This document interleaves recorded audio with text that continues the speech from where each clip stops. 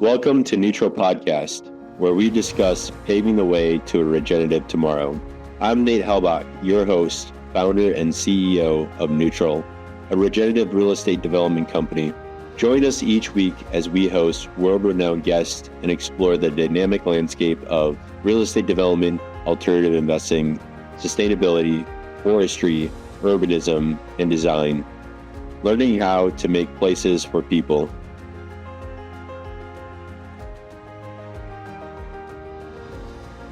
Welcome back to Neutral Podcast. Today I'm joined by Lindsay Baker. Thanks for coming on the show, Lindsay. Yeah, happy to be here. Thanks for having me. Just a little introduction on Lindsay, and then we'll get into our outline for today. But Lindsay is a passionate advocate for sustainable buildings, leading the International Living Future Institute, which is commonly referred to as ILFI. With a background in environmental studies and architecture, she has dedicated her career to transforming the building industry, working with organizations like WeWork, Google, and UC Berkeley. She was a senior fellow at RMI, taught at UC Berkeley, and served as a board member and advisor for numerous nonprofits and climate tech startups, including the Clean Fight and Spur.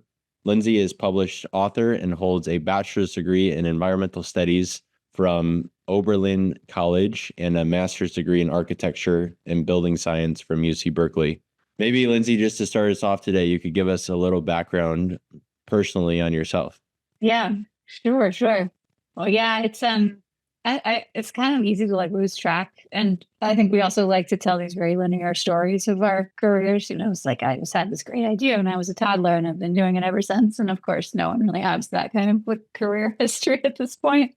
But I will say I'm really fortunate that I'm someone that discovered the field of green building when I was a teenager, and I have been doing it ever since. So as people in the green building community go, that's like a pretty long track record, because that was, so I started working on and sort of thinking about green buildings around the year 2000, I guess. And this was right as LEED was coming out. So it was just an early kind of, it had I think it came out in 1998.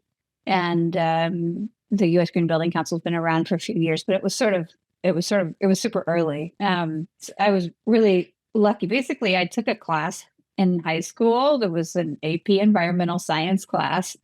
I didn't really have a whole lot of interest in environmental stuff up until that point. I mean, I was a kid who understood. I grew up in Atlanta, and I grew up in the suburbs. So I saw a lot of sprawl, and I spent a lot of time in the car, when I was a kid, and kind of understood that there was something about our lives that wasn't really in harmony with the world.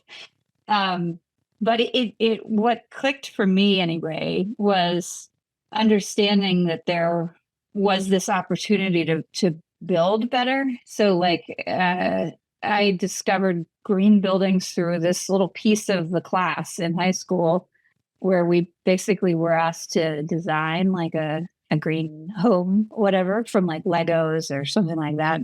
And I just got really interested in the idea that you could design things, that there was this sort of positive generative way of participating in the environmental movement. That was just super compelling to me. The idea that you could kind of help the planet, but also make something and house people and, be creative. And so I got pretty hooked and found my very first internship right out of high school at South Face Energy Institute in Atlanta, which is still around. It's been around since the 70s.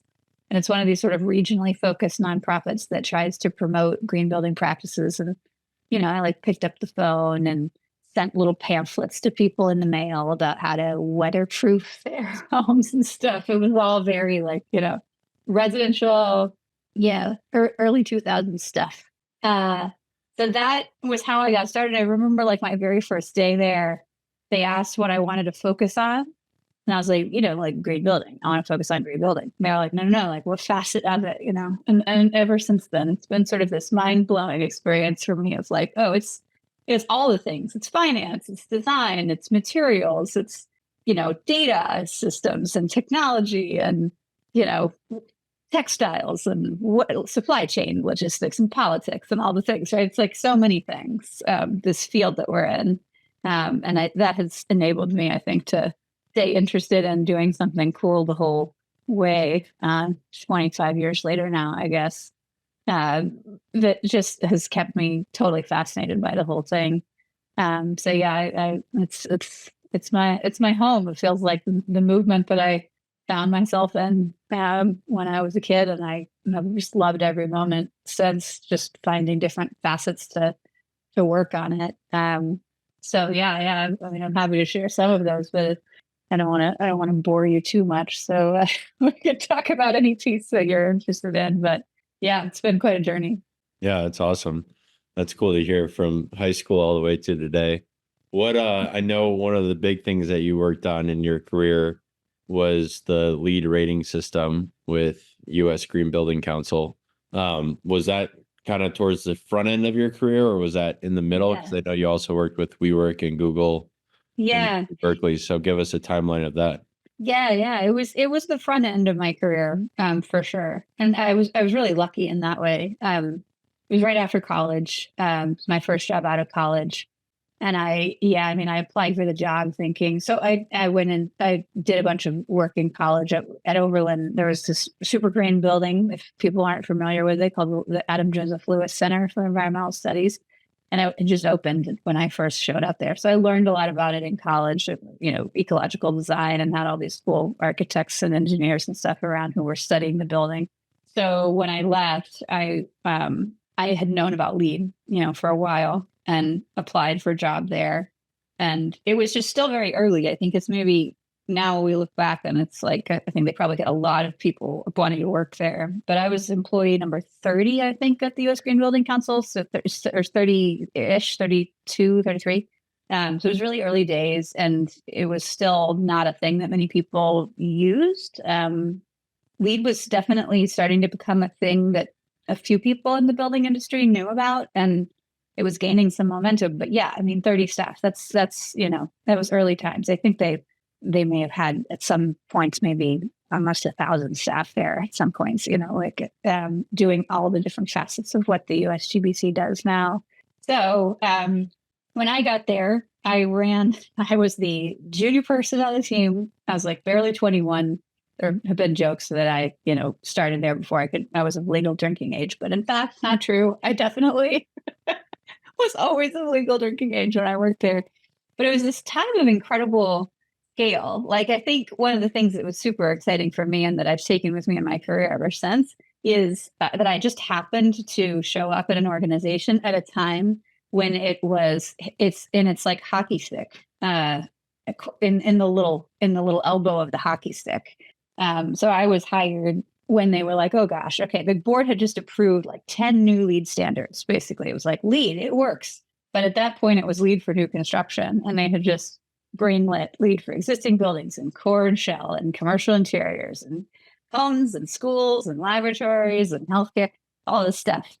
And so they were like, all right, we got to hire some people to help us do this. And I was like one of those people. So I was supported all these committees of all these brilliant people who wanted to make a LEED for their thing. And because of that, it gave me this wonderful exposure to and love for the community that showed up for green building as a concept. Because these are people who volunteered their time to basically write the standards at that moment, to kind of tailor it to different building types or, phases of a building or whatever it was. And they have just remained this incredible, community of people that have been really supportive and active in growing the movement. And I mean, that's one thing I took out of my experience working on LEED, is that I think that one of the reasons it took off is because it was collaborative. It was because it was actually at its very beginning, very sort of built off of the collective knowledge of a bunch of people who came from different facets of the industry. There were developers, and there were mechanical engineers, and there were product manufacturers and consultants and architects and all of that, and everywhere in between, environmental nonprofit people. And so it was that unique combination, and it was all volunteer labor with staff kind of facilitating as best as we could. So when it got published, like everybody wanted to use it, because it was the thing that had hundreds of people's hands on it. And that was just really powerful, I think, in changing the industry. So in any case, that was my role, was a little bit of like the herding of cats at that time, on the standard setting side.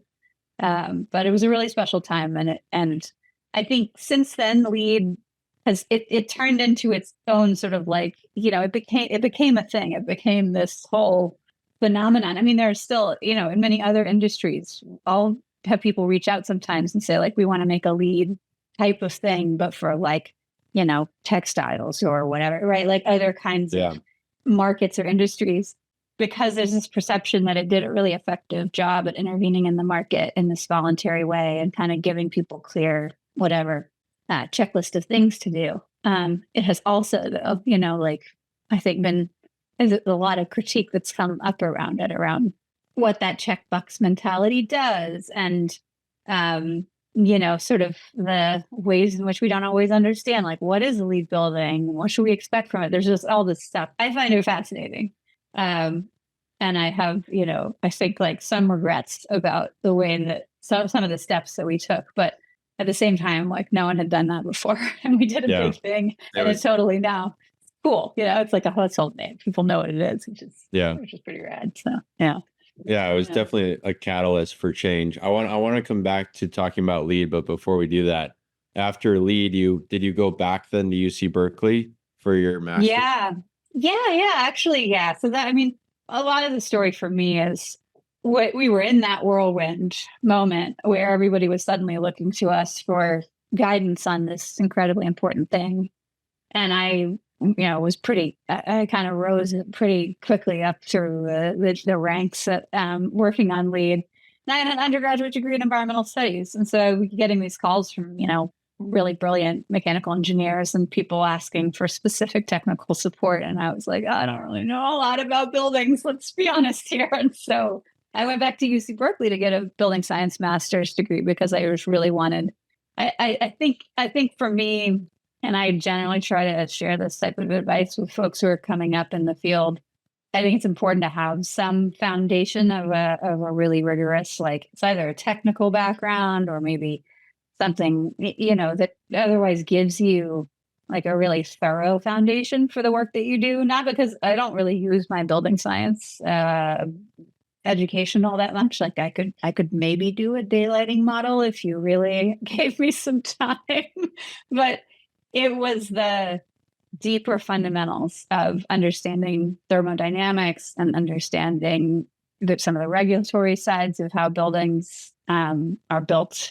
that was really helpful for me. So came out to California, did the master's degree, and then got hired by Google to come and do work at their portfolio around indoor environmental quality measurements. So it was more sort of on the side of how to, acoustics, thermal comfort, light, all of that. And then when I was there, I met a couple of guys actually from Berkeley who had built a prototype of a piece of software that let you essentially have a limited, powerful control over the temperature in your shared commercial office space. And they were getting venture funding for it and wanted to start it as a startup. And they asked me to join, and I had no clue what I was getting into. So I said yes. And we built this venture-backed startup for 5 years. It was called Comfy. And it was awesome and totally stereotypical in a lot of ways, in terms of like the sort of Silicon Valley nature of it all. By which I mean, like, we had lots of swag. Lots of it was great. And really, I had a lot of weird interactions with, like, Silicon Valley types. And then we sold it after 5 years to Siemens. And the technology still exists in some form today out there in the Siemens world. And that's when I left. I went to WeWork and became the head of global sustainability and impact there. And then hopefully we all know how that would have ended, which was in a spectacular fashion. The end of 2019, when its IPO failed and like half the staff, I don't know, maybe not half, but I think by around half of the employees were laid off, including myself and our whole sustainability team pretty much. And, a couple other little things that I did in between there, but then I joined Living Future Institute in 2021. So yeah, it's been 3 years here, which is wild, but it's a delight. So yeah. Wow. No, it's a good just background or timeline. Getting back to my lead question, what lessons do you think you learned, good or bad, being in lead, that you're now applying with Living Building Challenge? Yeah, a lot. I mean, first of all, I guess it's a benefit of being like the second mover. They talk about this in sort of tech. Now people will understand why I refer to Silicon Valley terminology sometimes, but like that's a thing you say, like first mover advantage is a thing, but second mover advantage is also a thing because you get to watch the first movers occasionally do something that you're like, oh, we're not going to do it that way. So we benefit a lot from just being a second mover in that sense. So like, for example, the other day, as we get a little bigger, we have slightly more high profile projects that register for our program. And one of the like classic things that happens in our world of certifications is that the media doesn't necessarily understand the difference between a registered project and a certified project. And so some folks posted that they were really excited that they've registered for our program. And the media starts posting it as like, this awesome new living building that's certified, like biggest new living building or whatever it was. I'm going to obfuscate purposefully for the sake of protecting identities here. But I was basically like, oh, we got to get ahead of this because for LEED, so many people started saying, we registered this building for LEED, that means it's green, right? And you should give us a bunch of money and trust us that it's going to be awesome. And a lot of times they didn't come through to certify and they were crap buildings, but they were able to use the brand, right? And to sort of leverage it for a lot of things. I mean, I still see people who will put or packaging for toilet paper that will say, we are a member of the U.S. Green Building Council. And they put the little membership logo on the side of their toilet paper as if that says anything green about the toilet paper. It absolutely doesn't. But like, it became I think we didn't know or hadn't anticipated like greenwashing as a concept emerged at the same time that the U.S. Green Building Council emerged. We weren't worried about it at that time because it wasn't happening. It wasn't such a huge phenomenon in the early 2000s as it is now. So like that's that kind of thing. We learned a lot about how to make sure that people aren't essentially abusing the term. But then, that's like one very small example. There's a lot of things about the balance. I think one of the big things people know about the difference between LEED and the Living Building Challenge is the balance of rigor and sort of clarity. And this is exactly what you should do and nothing else is allowed, which is helpful for sort of comparability and credibility. But it's not helpful if your building's a little bit weird and you're trying to kind of do something that don't fit the rules exactly, but the spirit is there. So in other words, the tension between the spirit of the law and the letter of the law, that kind of thing. We have a different way that we address that with the Living Building Challenge. It's a little bit more spirit of the law end of the spectrum. So that we can encourage innovation, so that we can sort of give more space for people to figure out, okay, what's the best way to do this from an environmental perspective? And that has to do with different theories of change that we have. For us, it is more about trying to help define and push the leading edge, whereas LEED is really more about the middle, moving the middle incrementally better. So we were able to think about that, though, and kind of structure our requirements and things to make it, leaning more towards, okay, we're going to talk to people. We're going to try to create some space for people to work with us to come up with a pathway that works for their project that we still feel good about.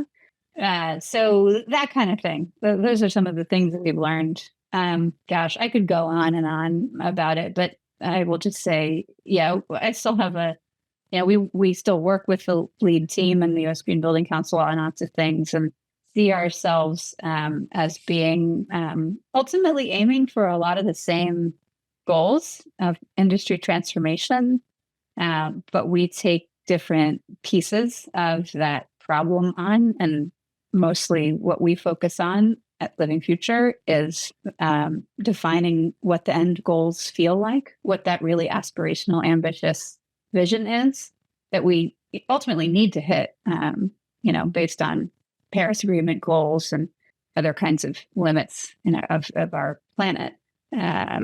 But where U.S. Green Building Council focuses is a little bit more trying to make sure that everybody is moving in that direction. So it's a larger group of people that are trying to move a little bit of a shorter distance, and we're trying to move a smaller group, but towards that real end goal, so that we can show that it is possible.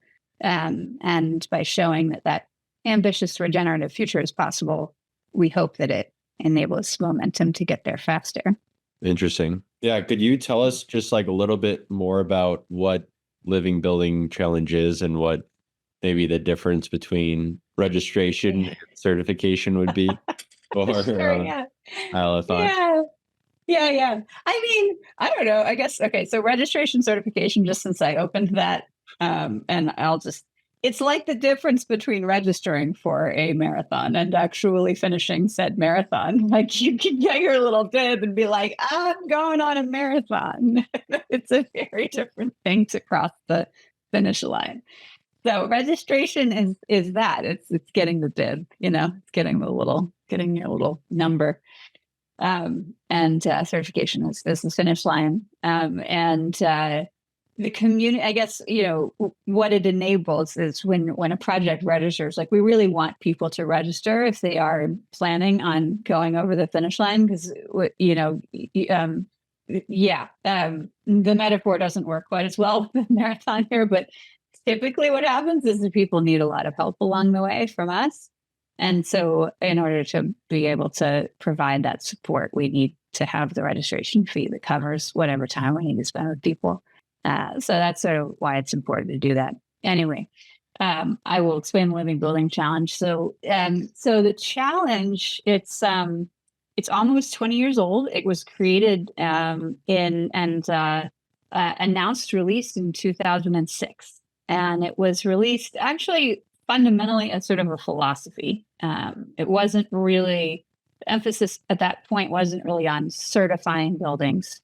It was basically saying, it was almost an intellectual exercise to say, could we provide a really clear set of definitions, sort of thresholds, if you will, metrics, et cetera, that across the various impacts of a building would define a building that wasn't just less bad, but actually good.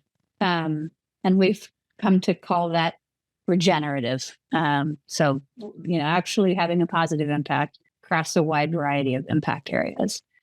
So we have these seven petals of a flower, and the different petals of the program, essentially call out the different impacts that we care about. So it's, a lot of things people might imagine: the energy impact of the building, the water impacts of the building, equity impacts. We also have a petal on beauty that talks about biophilic design.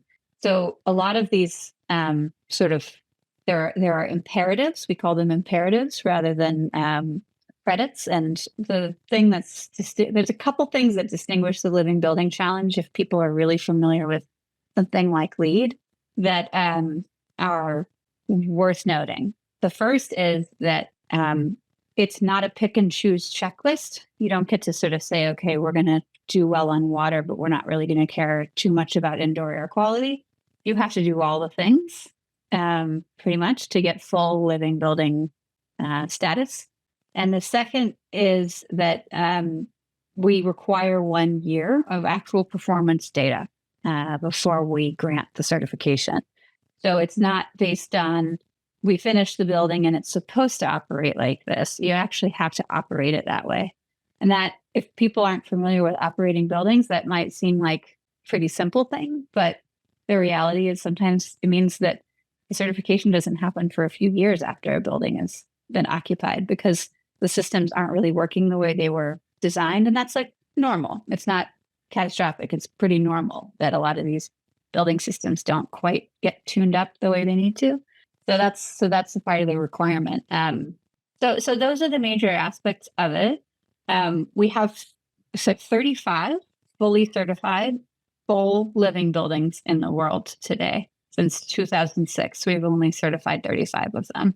What we have created since then is a lot of pathways and recognition of how to achieve milestones along the way to full, because practically speaking, it's super hard. A living building, just to be clear, has to treat all of its own wastewater, for example, on site. That's basically a requirement. There are some pathways and exceptions to that, but that's the nature of it. So this is not just like a greenish building. This is a building that is doing a very heavy lift of giving back to the community, to people's health. They're built with all completely non-toxic materials. We could talk about the red list if you want to, but that's the structure of that piece of our work. That sounds exciting. Yeah, obviously. The red list. The red list. What's the red list? Yeah, the red list is a list of chemicals that are known to be harmful to human health that are also typically found in building materials. A lot of them are derived from the sort of oil and gas petrochemical supply chains, but also a lot of them are things like, arsenic and lead and mercury and all of that. So sadly, we have a lot of building materials that get made with this stuff. Probably the one that people have been reading about most in the news recently is PFAS chemicals. Oh man, I should probably be able to say exactly what that stands for, but you get the idea. It's the PFAS chemicals that everybody's been dealing with and finding out how horrible they are for our health. So all of those chemicals are typical in building materials. A lot of them, they're not illegal. A lot of them are not illegal, and you get them in all sorts of stuff that you buy, whether it's paints or flooring or, structural components, roofing, all of that. So in a living building, the requirement is that you build the entire building without materials that have those red list chemicals. So as a result of that, we run a program called Declare, which is essentially a product transparency label to provide more information to designers on which of the products that are available to them are actually safe from all of these harmful chemicals. And we keep that red list updated every year. It gets updated by a committee that has a lot of scientists and researchers on it, who are unfortunately mostly in the position of updating it to add things that were probably already chemicals in our environment, but we just didn't know were killing us yet. And so they add things to the list. So PFAS is one of those that's been sort of gradually added over the past few years as more science has come out on just how harmful it is. So we help people make sure that they're buying materials. It's a lot of bio-based materials, really, to essentially make sure that our buildings are being built with materials that don't have negative impacts on our health. So yeah, that kind of thing. So it's hard. I mean, it's one of the tragic things I think about our work these days is, and I'm sure you experience this in your work, but it's it shouldn't be hard to build a building that is free of toxic chemicals. But these days, trying to convince people that it's worth the effort is surprisingly challenging and expensive. And that's the other thing that really bothers me. It's like, we're just talking about building a building without a thing. So why is it more expensive to take something out of it?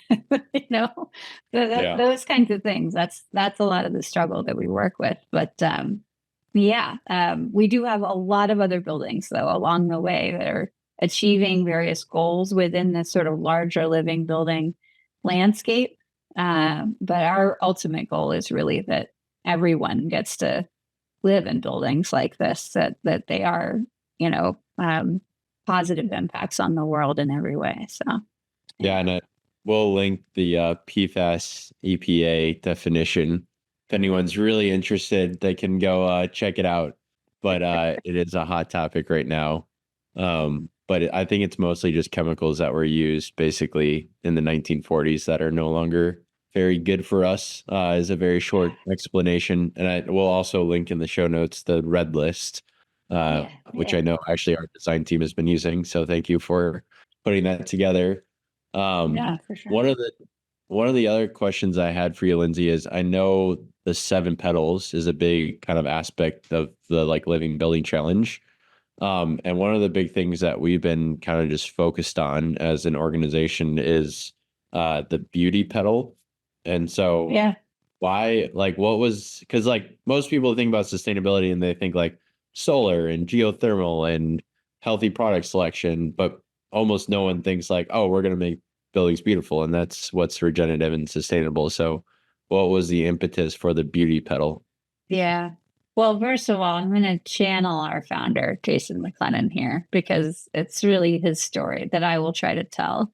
I think there are a couple of things about why we have a beauty petal in the Living Building Challenge. One is that in the act of trying to transform the market towards this new way of building, to change minds in the building industry, in the architecture world, in the engineering world, we were starting to see that green buildings that were coming out with the LEED certification could be ones that really compromised design and aesthetic goals in order to really meet the environmental goals. And it was making us not look good in the larger field of design and real estate and all of those things. And so I think Jason, from a technical perspective, understood that if green were kind of conflated with boring and sort of efficient, and you know that story of like Jimmy Carter with the sweater in the energy crisis in the 70s, it was basically like somehow, and I still feel so bad for Jimmy Carter. I think he's the sweetest man, and like yeah, like he gets a lot of flack for this. He basically tried to get on national television and put on a sweater and sit by the fire and tell everybody like, hey, it's an energy crisis, but just put on a sweater and like, buckle up and like just try to do your part for the. It was this very sort of, you have to sacrifice something. He said it in kind of like a very, it was a little bit oblivious, and no one was really in the mood for that. It was like the disco era. Like people were like, no, we got to keep going and having fun. We're not sitting by a fire with our little sweater on. So he was basically understood to just be kind of out of touch and not really telling a positive and inspiring story about how we were going to get through something. And so I think Jason and the folks involved in the Living Future community at the beginning really didn't want green to be understood as like the boring cardigan, and sort of that style of addressing the issues that we've faced as a society. But then I think, the other part of that, which I really love, is that biophilic design and the focus of the beauty petal itself, it's really on drawing our eyes back and our minds back to the beauty that exists in the natural world and showing us how that has a positive impact on our health, on our, on our physical and respiratory health, and also on our mental health and all of these things by bringing the natural environment back into our world, sleep, all of that. So things around access to daylight, views, all of these wonderful things about how the natural world impacts us. And we can actually have a positive impact on health through incorporating natural beauty into the design of buildings. So it's really, it's both a tactical sort of industry changing move, and also one that we, in a very cool way, understand is impactful, for our brains and our bodies. So yeah, it's a fun one. Yeah, no, I mean, I really actually enjoy it because I do agree, like, especially I know some buildings that are green or that are certified. And like one of them that I know is Passive House certified, but it's basically a big box, right? With very minimal windows, and it's very, very efficient, but it doesn't look super beautiful. And it's not anything against Passive House. It's just like Passive House doesn't have a beauty petal. And really, if you're designing a passive house, you're trying to get the most efficient building. And the most efficient building is a square box with very little windows, inherently speaking. So I enjoy that you guys have a beauty petal, because it is like, if we're going to make industry change, people have to realize that these buildings are superior in a way to other buildings, and they are vernacular in a sense and have context to the neighborhood that they're building in. So I like that a lot. Yeah, totally. Okay, moving to our next topic about regenerative notions. I know you brought this up earlier, but this idea of like regenerative buildings, how do you define that in the context of Living Building Challenge and in just kind of the general context of regenerative buildings? Yeah. So I think if you look back to the early rhetoric of the Living Future Institute, there is this little graph that we would show a lot that was basically saying that sort of at the basic level, a lot of buildings right now are harming the environment. Essentially, they take more than they get back. They're extractive. They're contributing, and they're making they're making us less healthy. They're poisoning us in some way or another. And the fight for the term that we use for many years, sustainable buildings.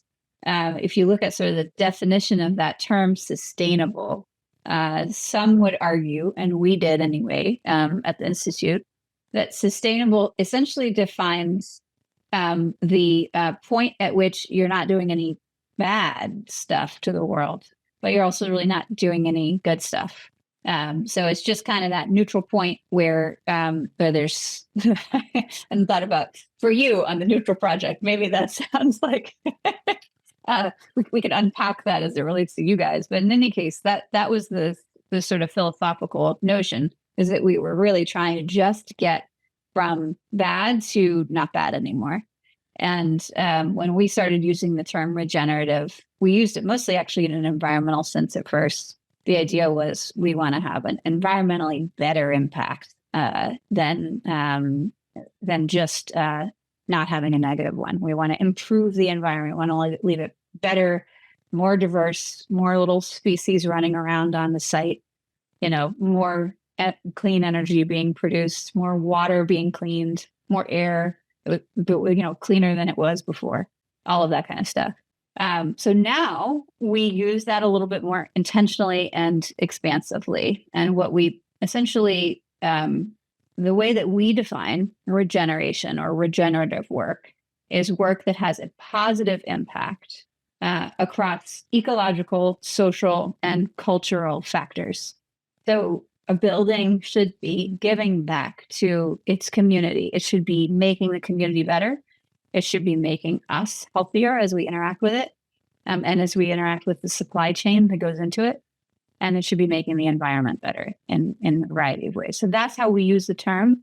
And we believe that building buildings in a regenerative way ultimately leads us to what we call the living future, which is sort of this, the dream that we head towards, and our North Star, I guess.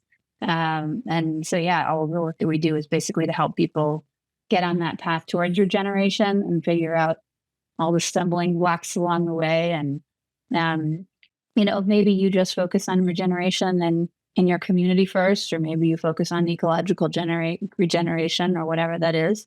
But ultimately, the dream is that all buildings do that work. So that's how we define it. Anyway, that's our frame of reference for that term. No, that's really helpful. I just had Chris Timmons on. We just launched the podcast actually today. And in that episode, which people can go watch, he defines basically sustainability, but he's an economist. So he defined it from an environmental economist position, which was like really interesting. And I won't try to summarize because I'll butcher it. But you should go listen to the episode, because it's interesting to see it through the more economist perspective versus your perspective, which I would say is a little bit more practical, if this is what we're doing in the industry, from a regenerative building certification. But one of the things that these two ideas merge is there's this idea in regenerative thinking of circular economies. And basically similar to what you're talking about, where things can be circular in a way, not just from actually building systems, but from social and economic perspective. But how do you see this applying from like the living building challenge that things can be circular? Yeah. Well, I mean, first of all, yeah, that connection from regenerative to circular is a pretty natural one. And I mean, one way of understanding it that I've always liked is, I wish I could remember who said this first, but it's the notion that there is no way, you know, like there is no throwaway. Like there's this planet is pretty much a closed loop, more or less. So when we make intense fossil fuel intensive steel, it's we are all within this one little system where that's then heating the planet, and it's being, the particular material that is coming from some other material and is getting used to make the structure of a building, let's say. So all of those, negative impacts get felt somewhere.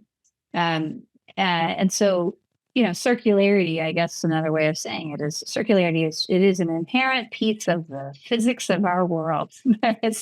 There's not a whole lot that's linear here. When we die, we go back to the earth, and then something else is born in our place. So that's how it all works. So what is hard though is that our supply chains and our modern economy is not designed to be circular. And so when we try to practice regenerative business, we have to create loops that didn't exist before. And that is, that's some tricky business model development innovation work. I think some of the people I admire most in terms of their innovative thinking are people who are trying to come up with new business models and sort of ways of changing our economy to allow for those loops to form. So, I mean, I was talking to someone just the other day who's been working on essentially developing circularity loops for interior glass, to make sure that anytime you've got glass partitions or other kinds of glass getting used for like conference room walls and all of that stuff's very easy actually compared to exterior glass, which has lots of like films and other things in it. Makes it hard to recycle it and make it back into new glass, or to actually just reuse it. But the logistics of gathering interior glass from buildings and then putting it into new buildings is really hard. Reverse logistics, really hard. All of that. So, we do that work, that sort of circular work, to enable ourselves to get closer to that regenerative sort of economy that we need. It's possible to be regenerative without kind of adopting a lot of these circular business models, but it's really, really hard to do that affordably. You want to try to figure out the way to keep the value of a material as long as you possibly can. So that's what a lot of these circular ideas are about. I mean, I could go on, but I think it's always helpful to think in loops to sort of imagine our waste needs to become someone else's food. How is that going to work? How are we going to enable that? And then whose waste are we taking to do something that we need to do in our little system? All of that. Mass timber is a great example. There's a lot of us looking these days at how to make sure that the wood that is gathered after a wildfire, that is a lot of times there's wildfires that happen in timber forests where they were planning on harvesting those trees to use for lumber and buildings. Once a fire's gone through, obviously those trees have been burned somewhat, but there's actually still a lot of good wood in the middle of those trees. But it has to be done differently. It has to be worked through. It has to be milled differently. And it's a little bit different use of the wood. And there's sort of different complexities in terms of how it gets off the site and sold and all of that. But the more we can understand and think about wanting to take what would otherwise be potentially wasted or downgraded and use it in our buildings in its highest and best use, the more we're helping to develop those really healthy loops, basically, for our world. That may not sound like a sort of a circular system, but it's just about trying to develop a healthier relationship with the natural world, and trying to understand how to work more in synergy with it. And so, yeah, some of these circular systems are more literal, like, like the glass example, but some of them are things like that, where we're just trying to make better matches between something that one system doesn't need to a system that does need it. Yeah, no, that's awesome. It's a good example. Moving into our last section here, just about carbon accounting, I'll link it in our show notes, but Lindsay recently wrote a white paper on LinkedIn about carbon accounting, which we've had a few guests on to discuss and maybe debate carbon accounting in a very friendly manner. But it's, I think, always sometimes a debate of how you account for carbon, both on the embodied and operational side. But maybe you could tell us just a little bit about what you recently announced with Amazon and Prologis on the ILFI Zero Carbon Certification Program. Yeah, sure.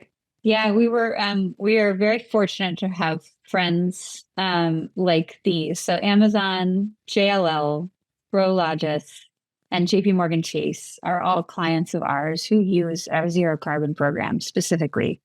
So the zero carbon program is one facet of this living building community that just focuses on the carbon impact of a building. And they'd all essentially been using the program, and it certifies a building that has essentially achieved what we define as zero in terms of its carbon impact, and had all seen opportunities for it to improve, but especially for it to scale. So the more that companies like these have carbon targets that are associated with the Paris Agreement, a specific date that they're trying to get to carbon neutrality by, or some commitment that their executives have made around their climate impacts, they need ways to measure and verify that they are getting towards that goal of zero carbon for their business as a whole. So it's not just a one building kind of thing, it's lots and lots of buildings.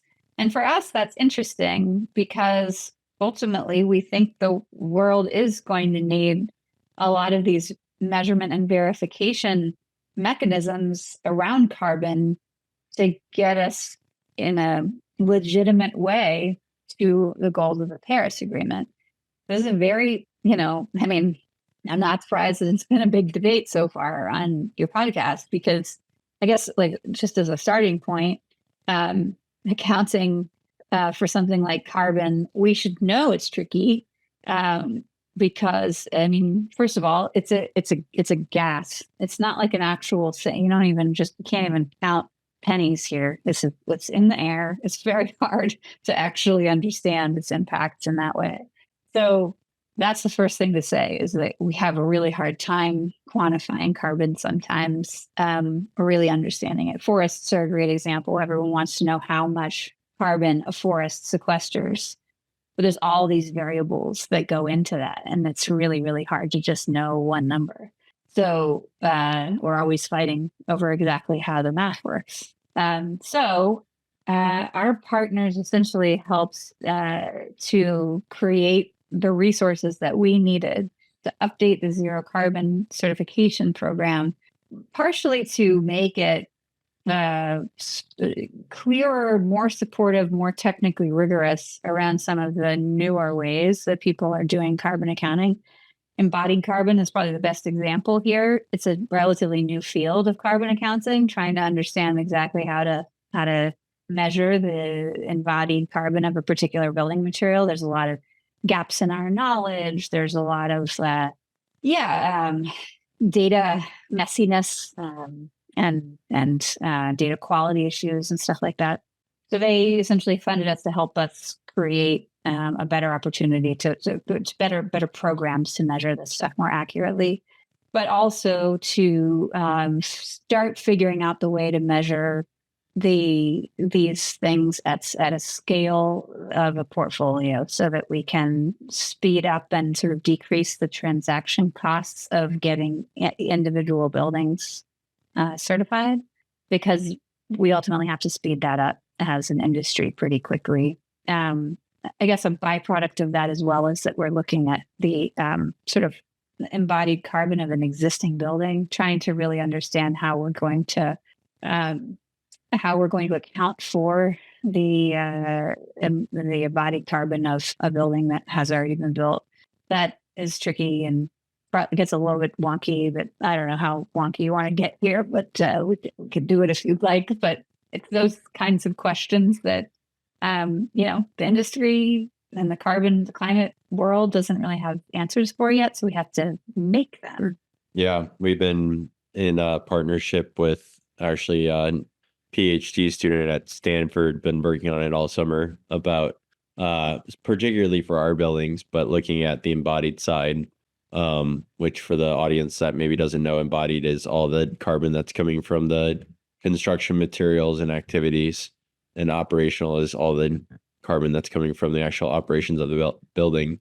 But we've been actually trying to really sort through the data and track it all the way back to the EPDs for each supplier. But it's it's somewhat elusive. It feels like no one has an exact science for it right now, which it feels like we need a standard, which I know the government's working on, but in alignment with the Paris Agreement. That's the idea. So it covers, on the operational side, there are requirements to have a building that is energy efficient, and that also runs on 100% clean energy, no natural gas in the building, all that. And then on the embodied side, we ask that you reduce from a baseline, and that's where the trickiness comes in. What is that baseline, and who knows what an average building's embodied carbon is? Nobody's the spoiler there. But we're really trying to establish those baselines and, with a lot of other smart people. And then you have to reduce from that. And then after that reduction, you have to offset the remainder of your embodied carbon with as perfect as we can carbon offsets that you buy for the building. So that's how we do it. And it's pretty simple in that sense. If you understand the operational embodied carbon, there's not a ton of, the handbook's fairly long because people always ask a lot of questions, but it's pretty much that. It's an efficient building. It runs off of clean energy that doesn't have any natural gas in it, that has a lower embodied carbon footprint than most, and then offsets the rest. That's it. That's what a zero carbon building is.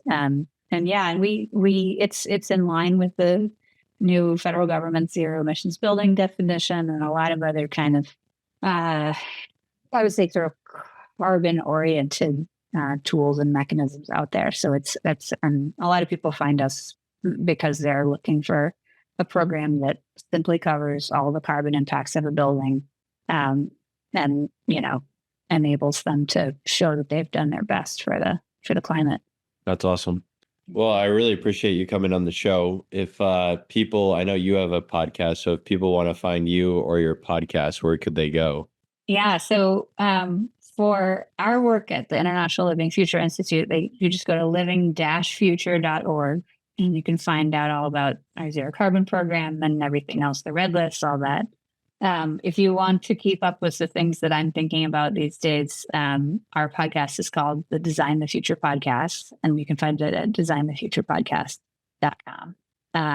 So yeah, those are the best places to find me. I'm on LinkedIn. I post, I write things. I don't tweet, but whatever the verb version of LinkedIning is the thing that I do. That's awesome.